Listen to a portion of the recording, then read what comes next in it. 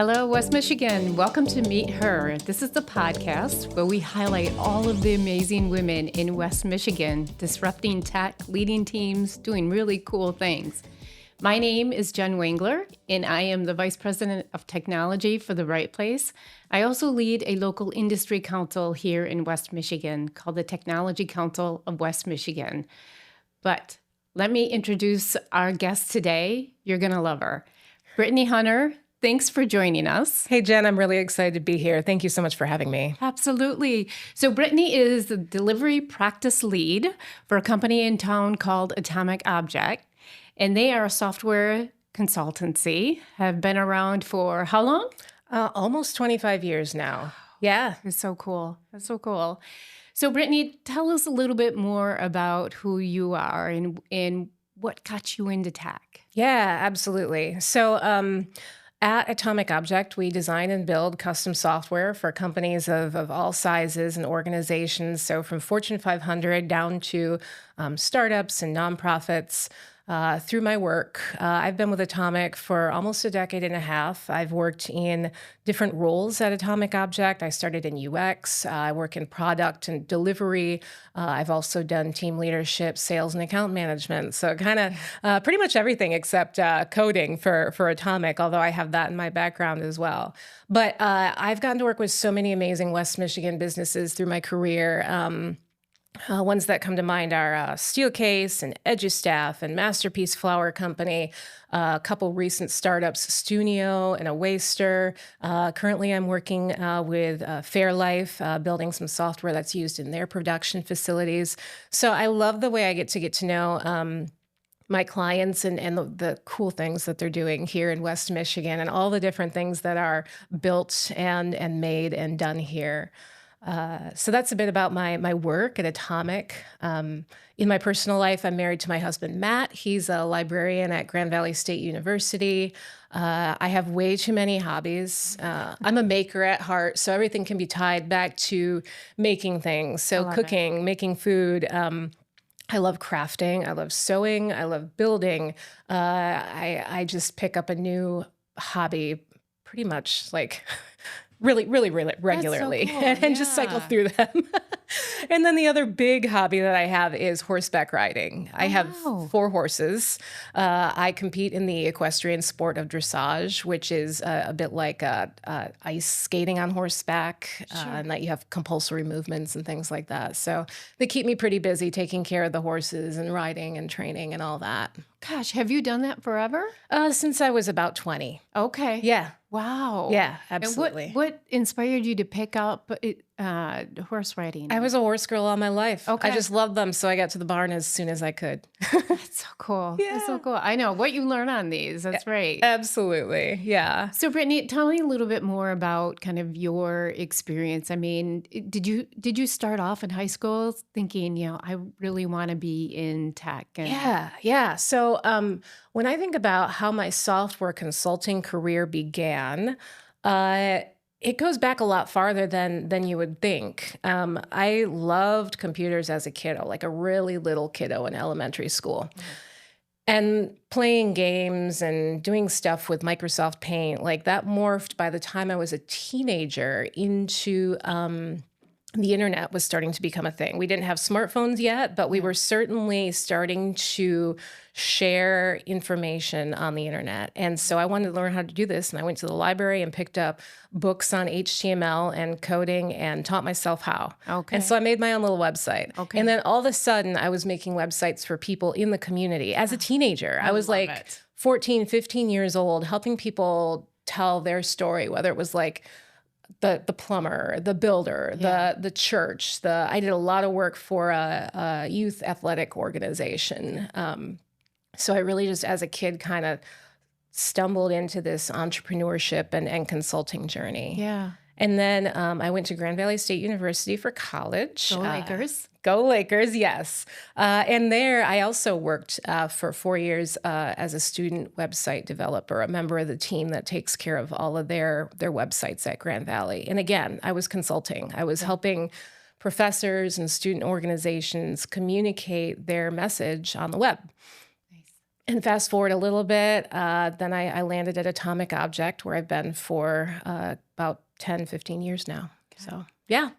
So tell me what you're doing at Atomic Object and a little bit more about the teams that you lead and the projects that you're working on there. Absolutely. So at Atomic, we build custom software projects for companies that could be local here in West Michigan and also nationally. We have 4 offices now. We were started here in Grand Rapids, but now we're also in Ann Arbor, in Raleigh, in Chicago, and yeah, that's all of them. But yeah, it's a lot. We've grown a lot over the past few years. We work in teams of 2 to 10 makers. So a maker is a software developer or a UX designer or a delivery lead like myself.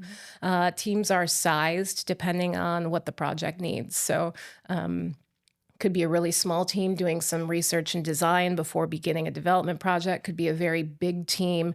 I think our biggest team right now is 20 or more people. We're working with a startup called Flow, which is revolutionizing the housing space. Oh, very cool. Yeah, Okay. absolutely. So that's how we work, and some of the projects we are working on. We really believe in generalists, so we don't specialize in any one technology. You know, it's not like we're a Microsoft shop or we only use JavaScript, right? Yeah. It's we work really hard to understand our clients' problems and their needs and their organization.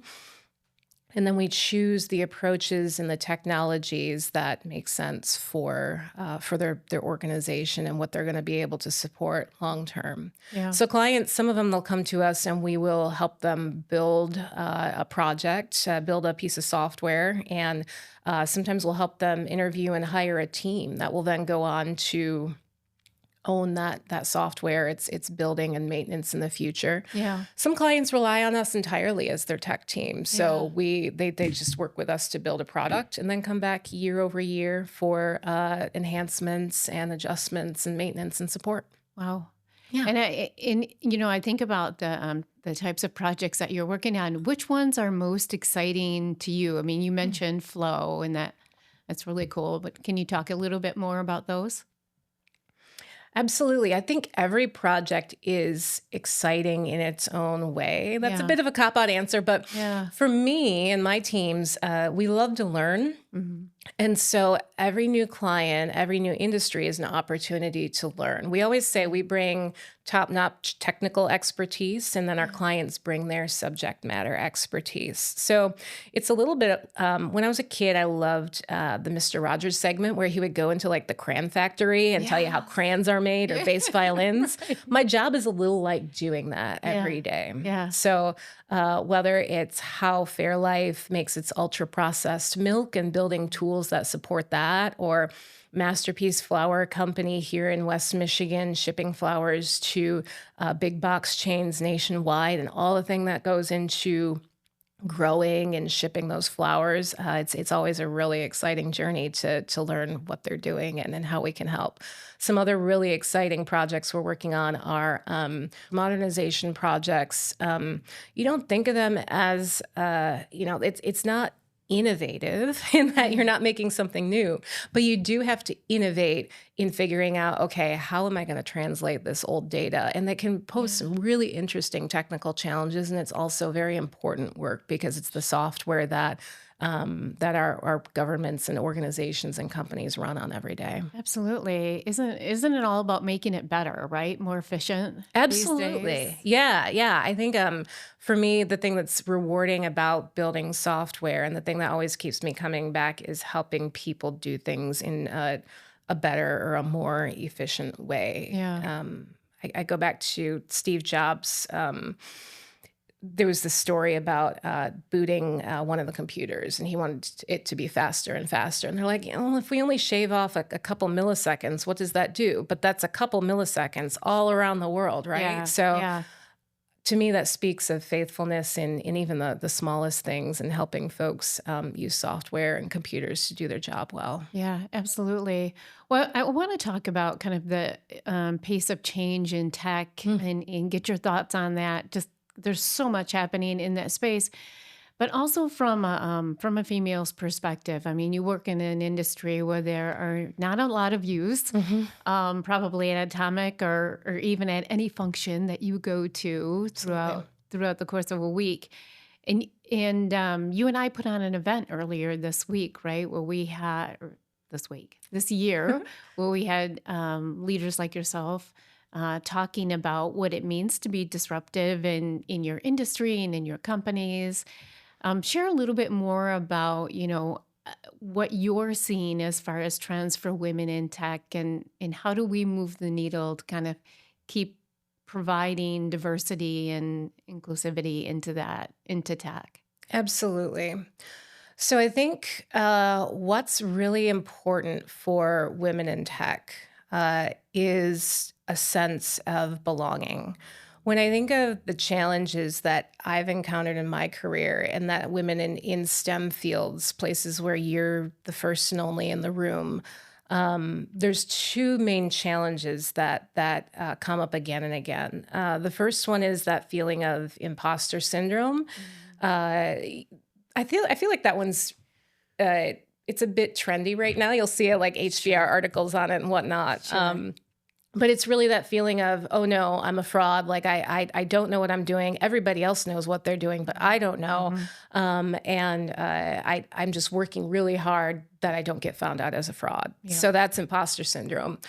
There's this other phenomena called stereotype threat, which also deeply affects women in tech. And stereotype threat is when you are the only person like you in a group. Mm-hmm. I think that one goes back to some of our very basic motivations as human. It's in our DNA to Yeah. want to belong because Yeah. that creates survival. Yeah. And so when you don't belong, or when the group sees you as someone who does not belong because you are different, like that can also, you are a threat to them. Mm-hmm. And so for women in tech, what that can look like is you've got this constant soundtrack in your head of, I don't belong, I'm a fraud, I don't belong, I'm a fraud. And how can you do your best work when your inner voice is telling you those things? Right. So the important thing for combating that is a lot of the STEM pipeline initiatives, like, for example, Dr. Kelly with STEM Greenhouse.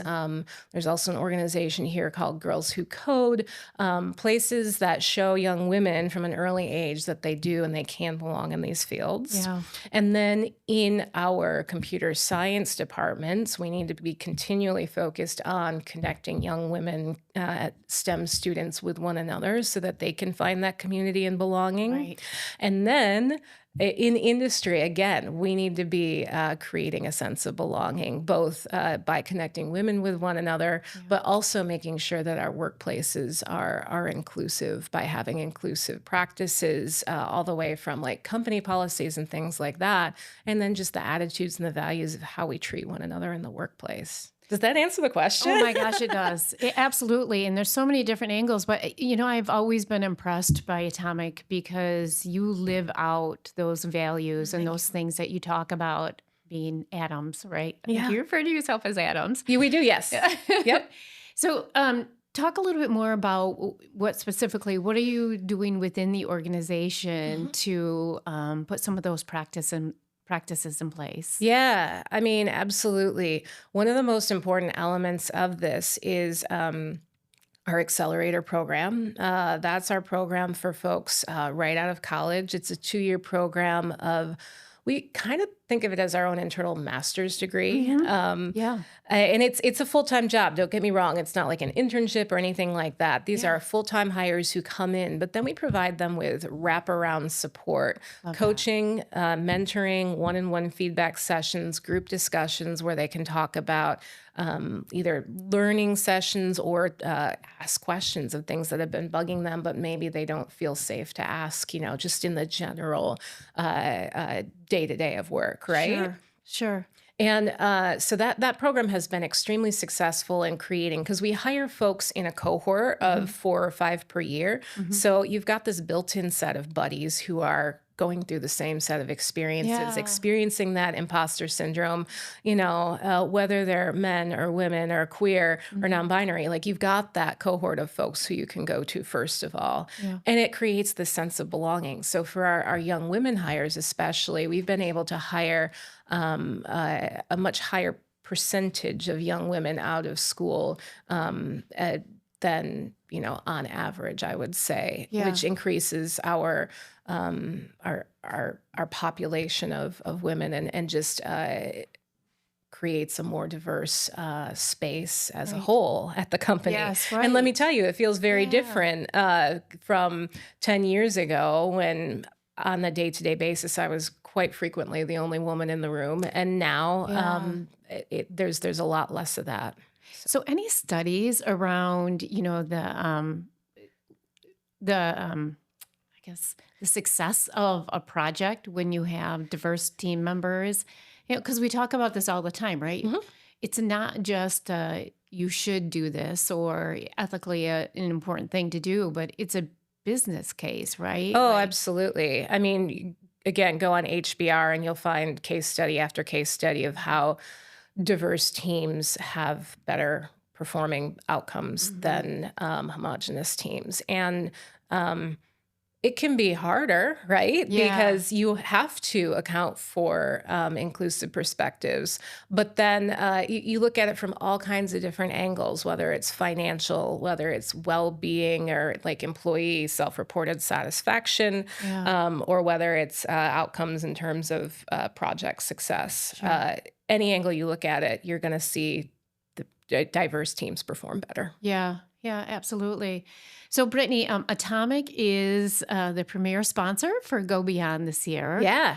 So, Go Beyond is our one day where we dedicate to women who are kind of mid-career in tech and looking to or opportunities to create that network, that safe space to come and talk about challenges and share best practices, meet future mentors.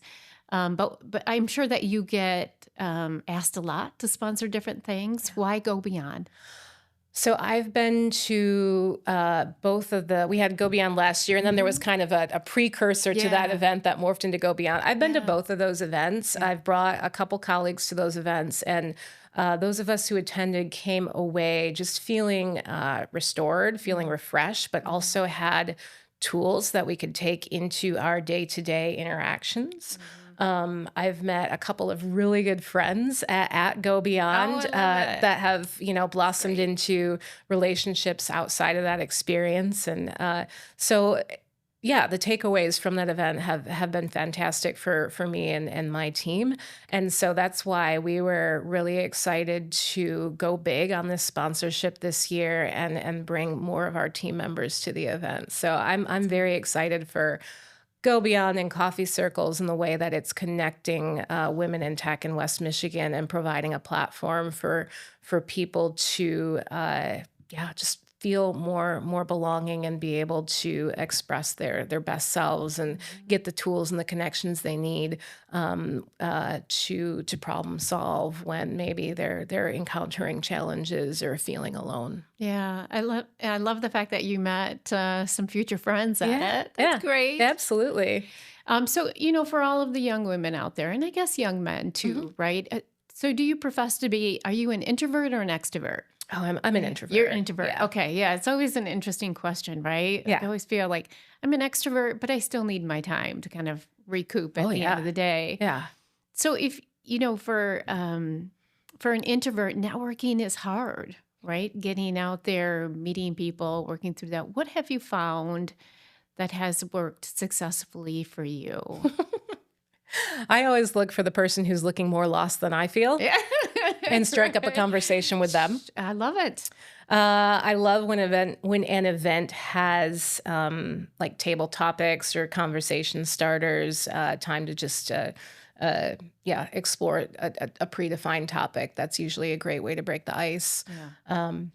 But really, I just remember that everybody who's there is there to connect and to learn. And that creates a great foundation for a conversation. And so then I some of my stock questions too when I'm networking in a room are like, what brings you here today? And that's a very open-ended one that people can take anywhere, any way they want, right? Sure. Or what gets you excited, or what do you enjoy doing? That allows people to take it into their career, their personal life, gives them something to speak to. So I ask a lot of questions instead of trying to feel like I have to fill the space. And people generally like that because they want to feel heard and seen. Yeah, absolutely. Well, in just finding that right first question, just to kind of break the mold, sometimes is tough. And we get women from all different places in life, right? We do, and I love that about it. Like it's not just not just developers or designers. It's people from agencies, people from in-house. It's the people who write the code or do the technology stuff, the people who support those roles and are adjacent to them. So I love the mix that we have. But there's always something in common that we can find. Yeah. Well, so what's next for you? I mean, things are going really well. I mean, what's kind of the long-term plan for Brittany? Oh gosh. Keep doing what I'm doing at Atomic, keep supporting my team and coaching folks to be their best selves, their best consultants every day, and keep solving hard problems alongside folks.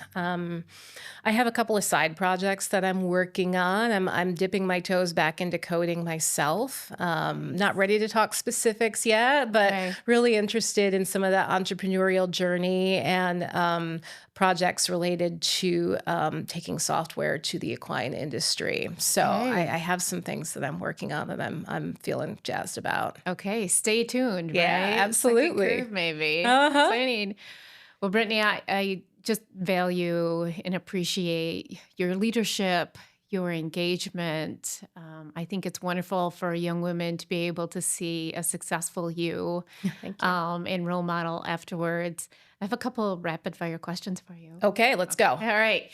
Favorite book? Oh, goodness. I'd have to go back to Jane Eyre by Charlotte Bronte. However, I'm reading When Women Were Dragons, and that one right now, that's fantastic. Okay. Yeah. All right.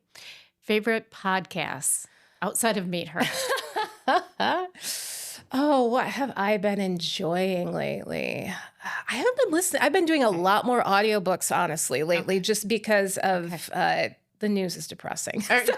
Exactly. But HBR's Women at Work podcast is on topic, and it's a really, really good one. So I guess I'll point to that one as a recommendation for our viewers. Okay. The number of times people say crime junkie. Oh, I can't do crime podcasts. It's too depressing. Yeah, right. Back to the news, right? Yeah, exactly. Exactly. All right. And what gives you joy? Nature. I love being in nature, and I love my animals, and I love experiencing nature, going on hikes with my husband. Yeah, that's a big, important thing for me. Well, Michigan is a great place to do that. Sure is. Yes. Whenever I travel for work and, if I'm in the city, it's exciting for about a day and a half. And then it's like, I need to touch some grass. Right. Exactly. Yeah. Well, Brittany, thank you so much for coming on and sharing your story.